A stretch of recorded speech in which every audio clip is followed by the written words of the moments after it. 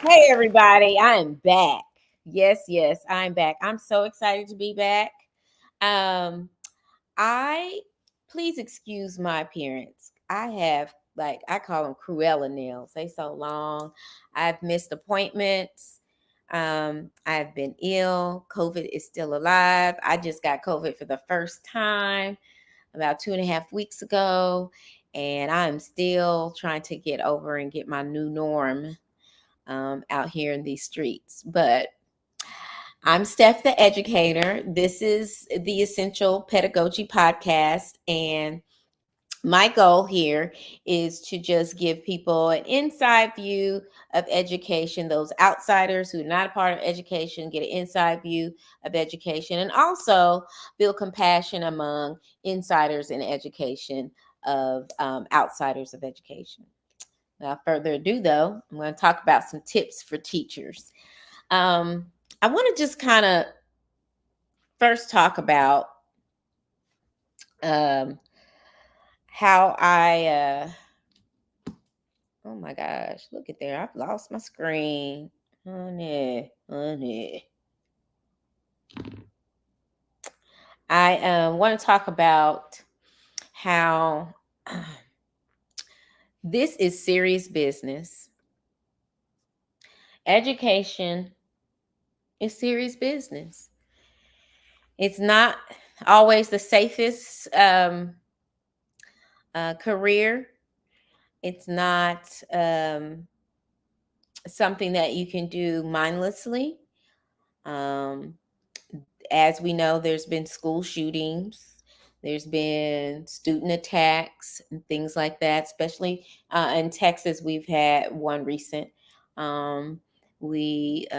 There has been a shooting recently in Georgia, but I won't really get into that deeply today.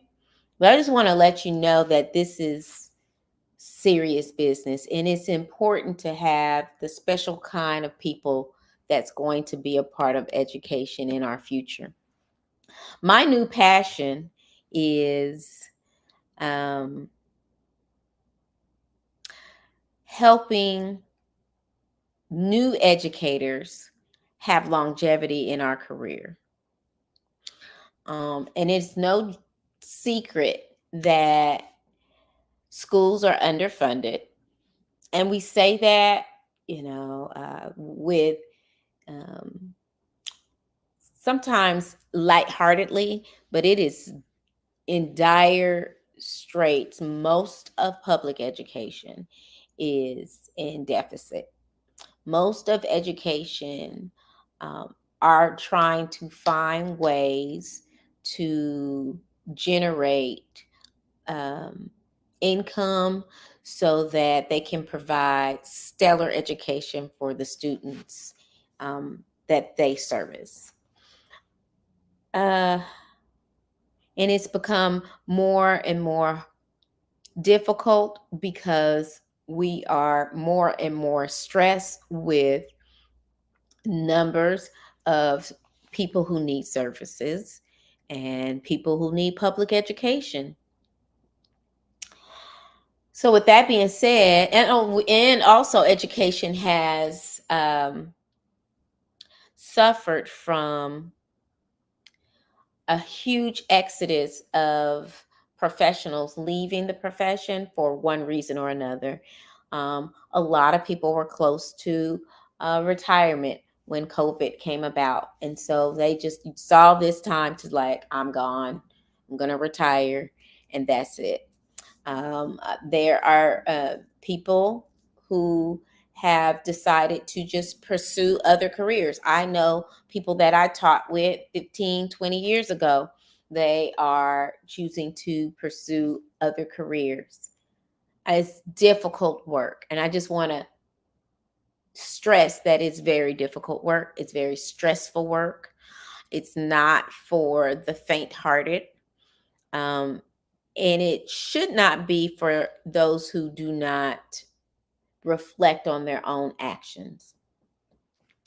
But like I will say, in my profession, in a, the law area of law, the area of medicine, there's all kinds of people in those professions, good, bad, and ugly. We'll just say that. Okay. My passion here lately has been trying to figure out ways we can get good people to stay in our profession. Now, thank you so much.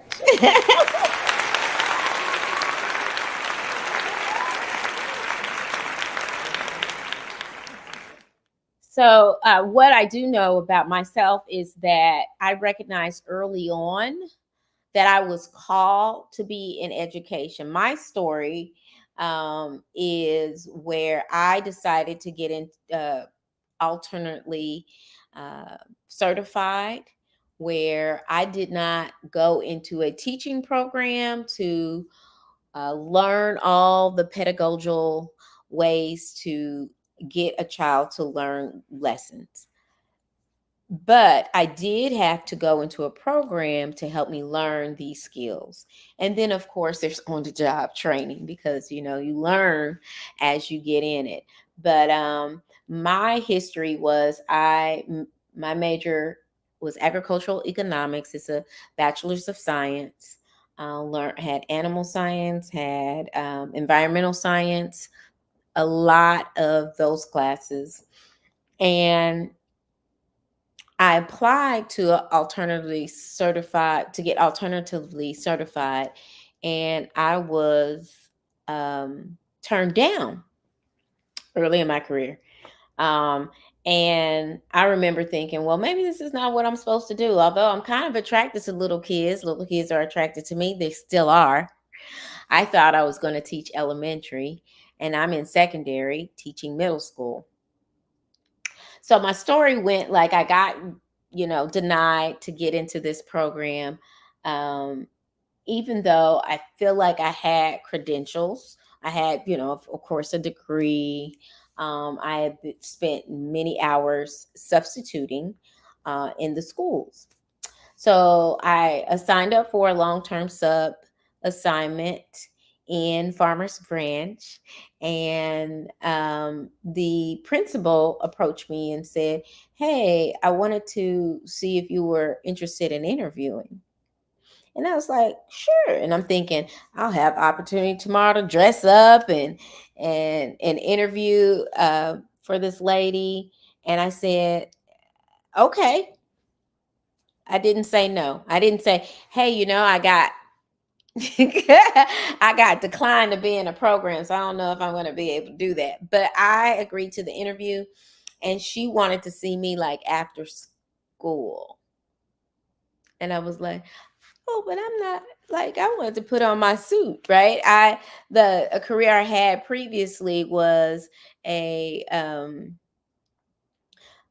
a salesperson in telecom. So I sold key systems and ancillaries to PBXs for people to communicate in the offices. And they took a huge hit, especially key systems, when the mobile phone became more prevalent, things like that. And lot of different web solutions. Instead of having a conference phone, you could do, hey, web solutions.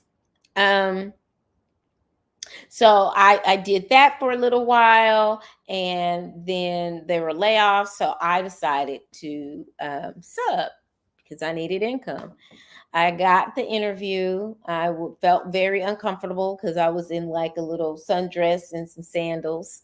And she asked me if I would be interested in replacing the science teacher that was leaving to go to high school. In fact, Cindy, I love you so much. We still talk. Um, so wanted to, I was interested in it. And so I said, okay, let me, let me do that. But I had to tell her that, hey, I don't know if I'm going to qualify. And she said, oh, don't worry about it. It'll be okay. By the time I got home, I was offered the position of eighth grade science teacher. And I lived, that was Farmers Branch. I lived in Carrollton, which was probably 6 to 8 miles away, maybe. Yeah, maybe about 7 miles away. So I was home, not, it was lickety split. It's the next city over. And so when I got home, my ex-husband was like, hey, they're on the phone. Do you want to like grab the phone? And I was like, hello. And they, HR offered me the position. I couldn't even hardly get out of the garage, get into the house from the garage before they were offering me the position. So earlier on, I knew that I was called to be a teacher because I was not qualified, but God will qualify the called. And I was called to be a teacher. And I've had longevity to prove it. So I want to talk about these tips for new teachers. First of all, I'm a believer and I believe in callings. I believe that you can teach even if you're not called to teach it. Teach whatever topic you are or teach children. Um, but I feel like some of these tips that I'm about to give you will not be as second nature, as you will have to give big effort towards it and not um you have to really focus and give big effort to it if you're not called. So I need to just tell you that what you learn in school, if you went to school to be a teacher, what you learned in school or in student teaching is not totally accurate. And this is why. A school teaches you perfect world scenarios without interruptions in class, without hurt students, without emotionally disturbed students that throw chairs and hangers, without all the things that teachers have to deal with every day. So it's not 100% accurate what they teach you in school, or maybe you just haven't wrapped your mind around that you'll have to do these things as well as take attendance, as well as be pleasant, as well as communicate, do your paperwork, all these things simultaneously. It just doesn't resonate with a person until you have to really get in there and do it. Okay. So that's one thing. You have to operate even if you did not get 100% of the sleep you were supposed to get the night before, and that's any job, right? When you started student teaching, it was not on the first day of school, whether it was fall or spring semester. Never is it on the first day of school. So you don't start with the teacher. Okay. You will start your student teaching after that teacher has established that classroom, whether you get a fall assignment or a spring assignment. So much background work and relationships are established that you did not have to do, that the teacher has done. And by the time you get in to step in, there's a lot of pre-work that you can't even imagine that is done before you were able to even see students in the classroom.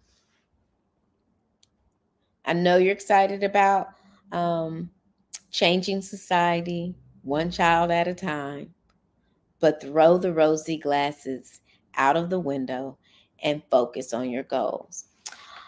What I mean by that is it takes a special person to want to do something that may impact someone positively. There are a lot of people who want to do that. I thought I would be a part of that, right? Like, yes, yes, yes. And I am. But it's not something that you see instantly, ever. You don't say, I'm making an impact on this child socially and emotionally and educationally. But a lot of people go into education because either they had a bad experience in education and they really want to change the face of education, or they had a great experience and they just want to impact people positively. And I get it. I get it. But take those rosy glasses off, because this job is not a job that is for people who want to be appreciated, want to be pat on their back about all the good things they're doing in our society, because you're not going to get it. And the fulfillment you get in this job is non-tangible. It is something that you will hold near and dear to your heart whenever you see it. It is not something on paper.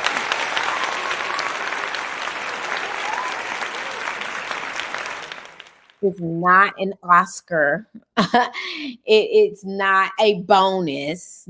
Most times it's not a bonus. You know, there are times where you can get some incentives, but I wouldn't call those bonuses. Okay.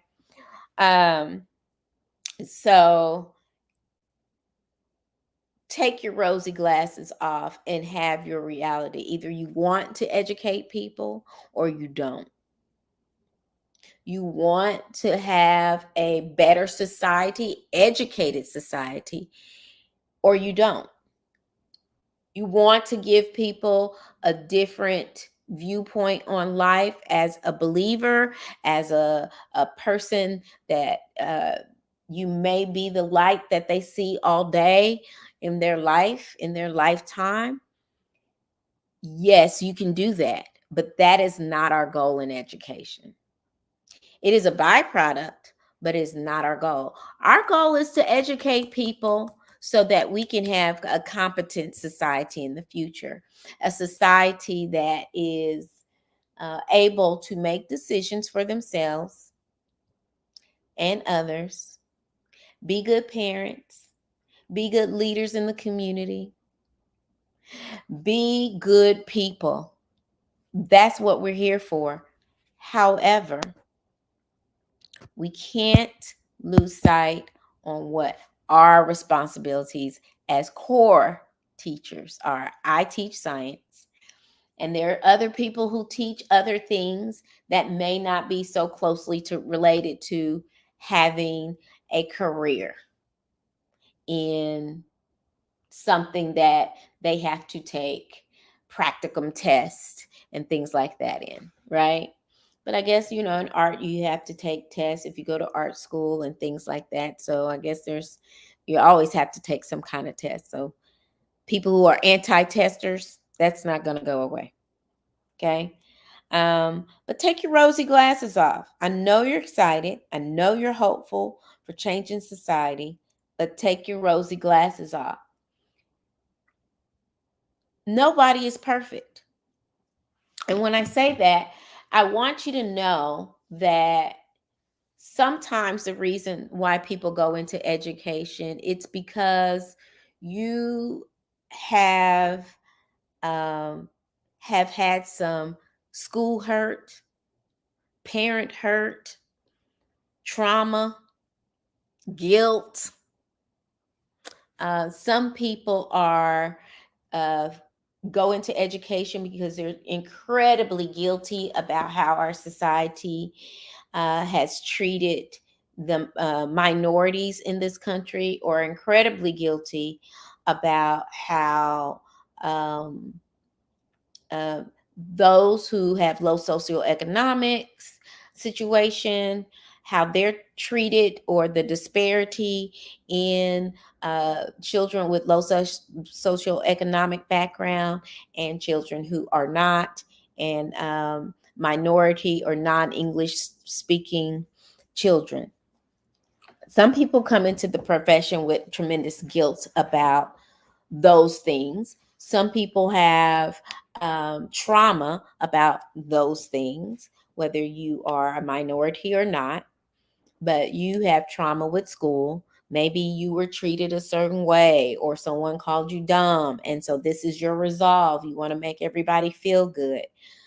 Please do not become a um, victim of your own trauma. And what I mean by that is when you are a new teacher, it's a big misstep to be led by your trauma. And I know a lot of times we do act out of pain, but we have to have good self-reflection. And I suggest all teachers need to go and see somebody sometime, you know, talk to a counselor and think about some of your trauma, some of the things that hurt you, not just in school but in life, because it can make you make decisions in your professional life that you have no business in making. Okay? And what an example, okay? You could find out that a child is homeless, find out that a child uh, have sketchy eating habits at home. You can find out that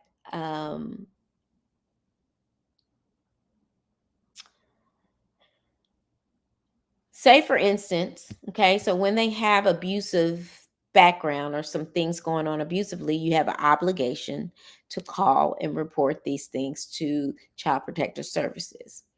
But a lot of times, our trauma would lead us to look at a situation in a lens that would make us feel sorry for a student or feel guilt over a student situation that we're not a part of. And we do not have authority over how someone else runs their household. So you may not agree with one bath a week or two baths a week, but that might be a situation of a child.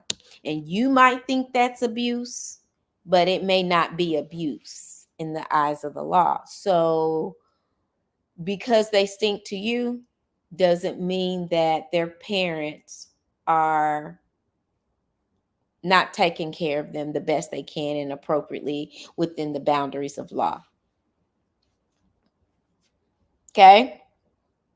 Sometimes people love pets and they allow pets to be in close proximity of children, and then we have cat urine on our clothes.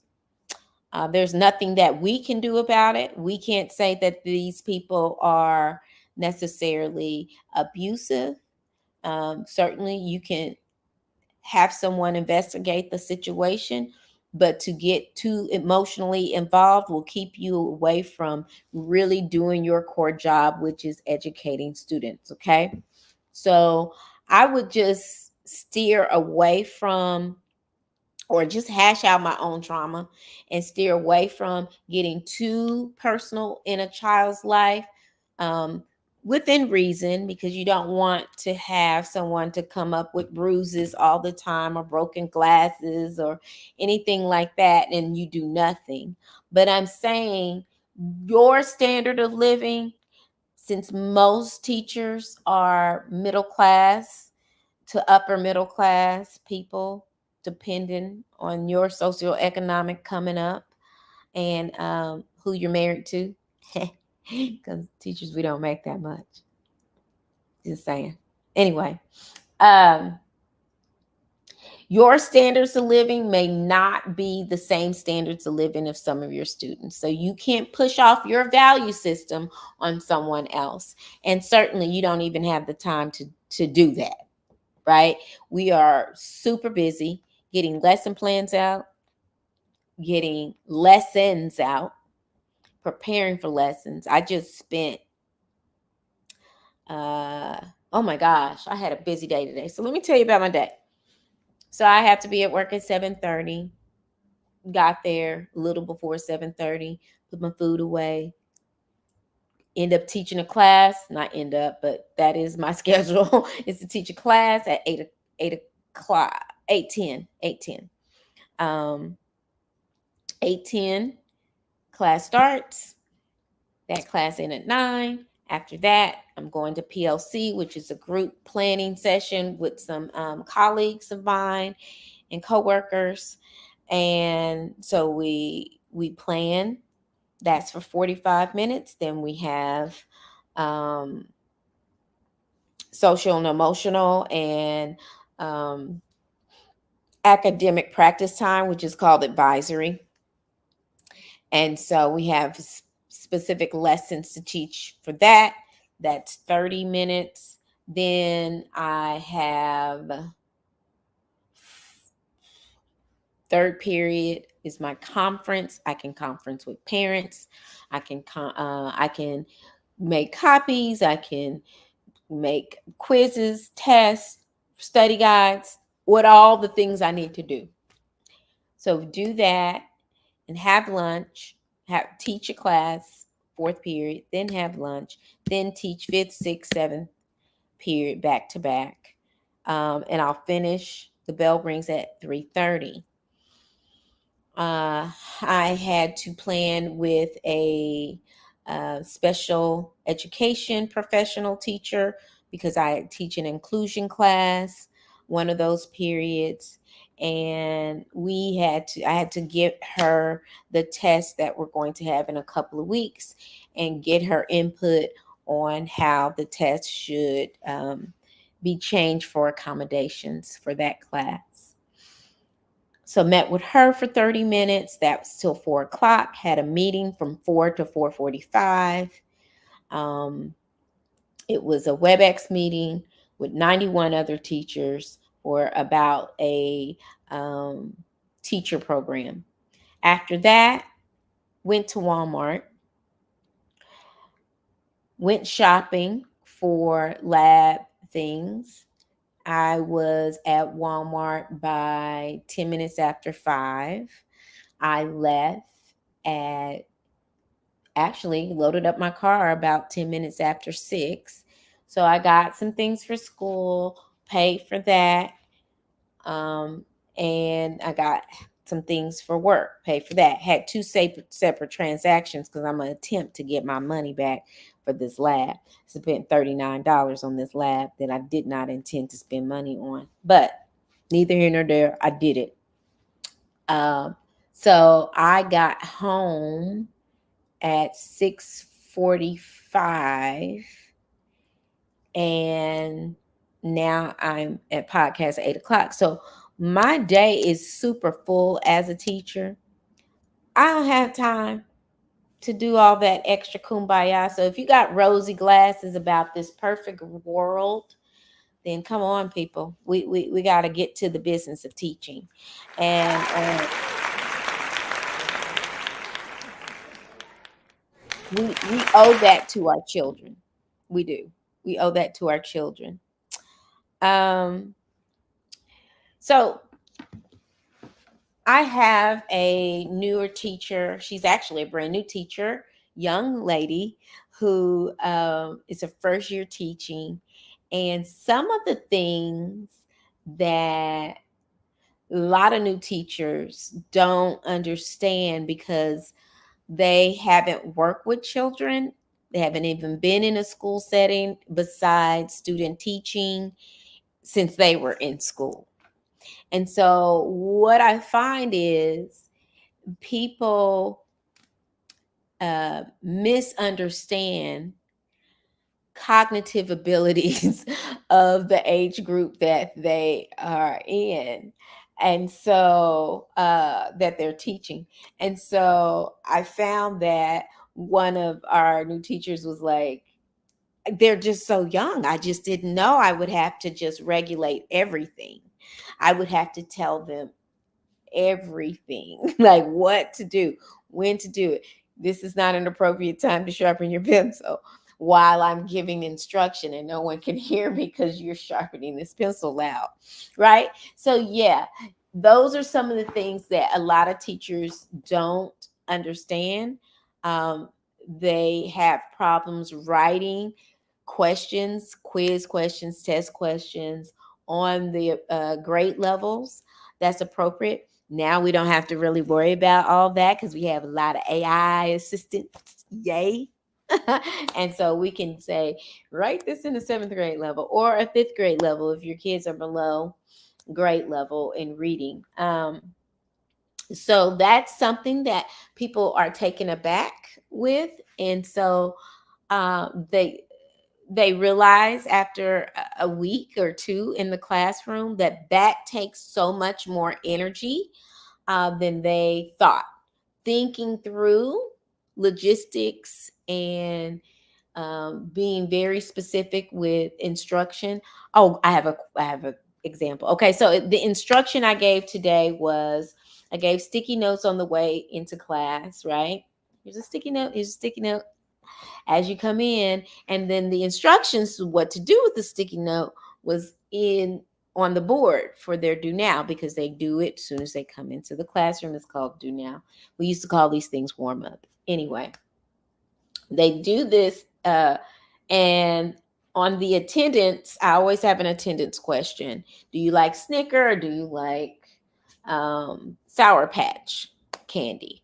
And so I use that, not, I don't use the same question, but I use this question today to determine whether they use their sticky notes for chemical change or physical change. So if they answer Snicker, they had to do a certain one. If they answered Sour Patch, they had to answer another. So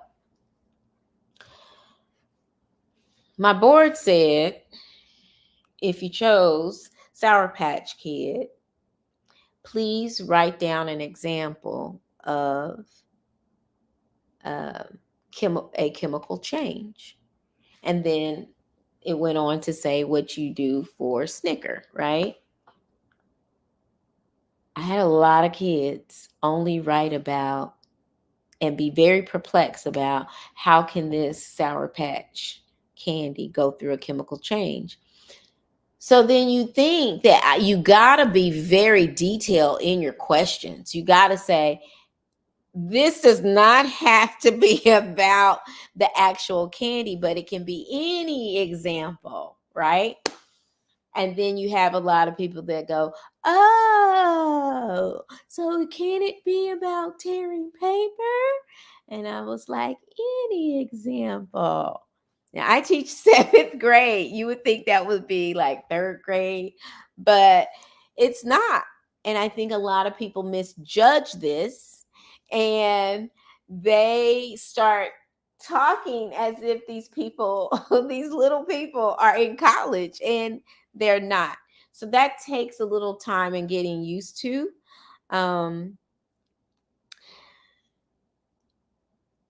and you start to be hard on yourself when you see that, oh my gosh, it's not what I thought. I'm not being as effective as I wanted to. But like I tell my new teacher that I work with, we're working for longevity. It may not be perfect today, but we're learning from our experiences and we're going to get better over time.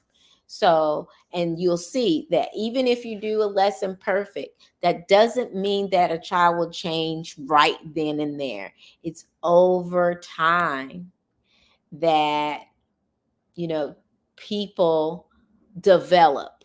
And so you can't expect that um, you get everything right and everything will be perfect when you first execute it. In fact, um, a teacher of mine was talking about our lab that we're going to do tomorrow, and she's like, I know that we're going to have to tweak this and by third period we're going to be perfect. But it may not be perfect first period. We might figure, oh, they didn't know to do this, so now I have to write a detailed instructions on this, right? So that's just how teaching is. It's just like medicine. So in the area of medicine, they call it practicing medicine as a doctor, because the more practice you get, the more you understand, oh, well, this medication will affect a person this way. Oh, this doesn't work for this person. Everybody is different. And so it's no different than in school. I want to have you walk away with how important it is not only to be too hard on children and have higher expectation of children and their cognitive ability at first, but once you understand their cognitive ability, it is good to push them to high expectations. Do not be too hard on yourself. Get with a seasoned teacher that can help you manage your work.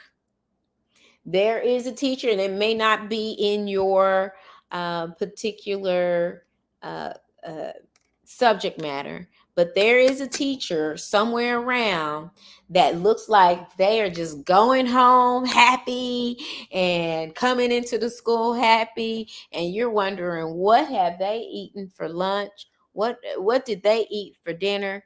How do they have this energy? Find out some of the things that they are doing so that you can understand how to manage your workload. It is imperative that you do not take a whole lot of work home to do during your free time that you don't get paid for. So you got to figure out how in that time frame, how you're going to tackle your work, how you're going to prioritize what to do, when to do it. Have a calendar. School is very calendar driven. You cannot function without a calendar. In fact, me and my teacher friends, we talk about all the, like, oh, what kind of fancy calendar you have this year, or oh my gosh, you got one, you ordered one with your name on it. Oh my gosh, you rich. But don't be so hard on yourself. In fact, I've told my new teacher that works with me, don't take any papers home to grade. None. We work in a day and age now that a lot of the work is digital. Some paper, we have some paper, but a lot of it is digital. But there are ways that you can grade in class, and you just have to make time for it. Some of this is valuable feedback you need to give your student. You need to have talks with them, even if it's for a minute or two. Hey, Sally, I need to grade your notebook. Let me see what you got here.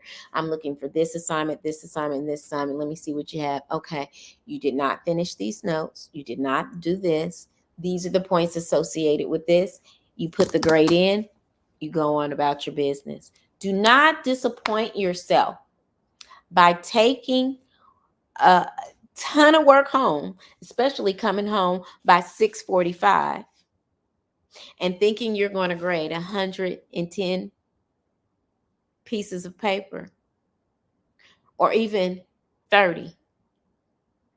You're tired. You've already worked a lot, friend. You're going to figure out how you're going to get this work done at home. Be encouraged, because there are strategies out there for you to learn from. Now, listen, I have some books that I want you to pick up. And I'm very shocked that this new teacher we have, she's never heard of Harry Wong. But Harry Wong has a book called The First Days of School. And his philosophy is that Everything that you have a student do, you have them practice like it's second nature, to where they do it so much that even if you're not around, they're doing it automatically. And I know this works because consistency and practice works. Kids love structure, and they love to understand what's going to happen next, right? So, The First Days of School by Harry Wong. Another book I can recommend is Fred Jones, Tools for Teaching. He also had little CDs back in the day when we were doing a book study over Fred Jones. And the book had lots of illustrations. It talked about what a teacher that means business looked like. He had a philosophy of I do to show you, we do together, and then you do on your own. And those are great ways to keep discipline in the classroom. So it is a way to explain something, show them how to do it. I do, we do together. Hey, Sally, what do you think about that? What do you think the answer is? And then they do on their own. So that helps those that may be confused and would cause a ruckus in class from not understanding what's going on in class. Um, he also is a big proponent of proximity, being next to students that may disrupt.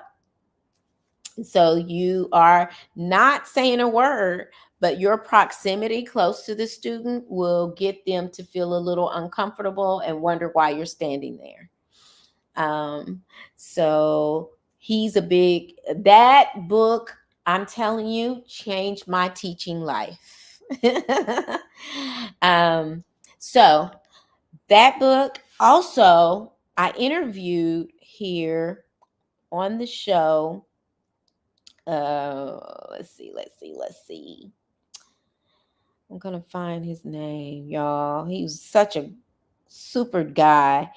I met him online, and he has lots of little videos and things out. And so let's see, where is that? Okay, there we go. Let's see.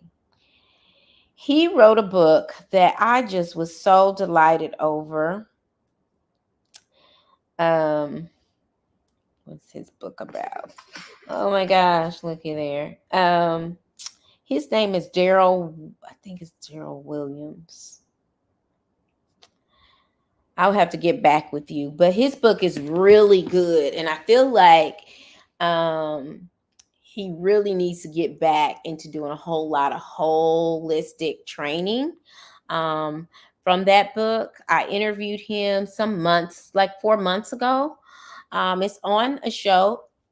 By the way, I want you to subscribe to my channel. It's called Essential Pedagogy on YouTube, so that you can see these past footage and interviews that I've done. And also, I'm going to start putting some extra stuff on there so you can see that I'm a whole real person and not just a teacher.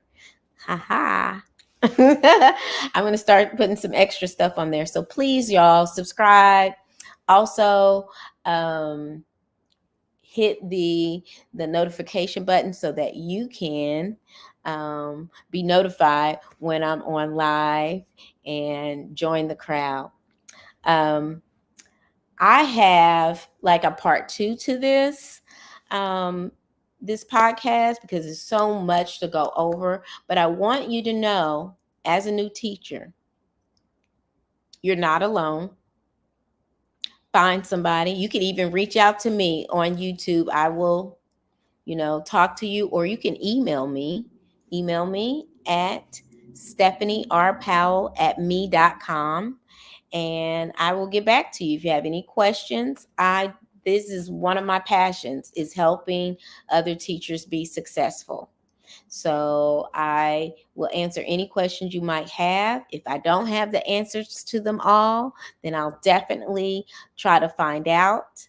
I love helping people. I love empowering other teachers so they can make an impact for our future. And that's just what I'm here for.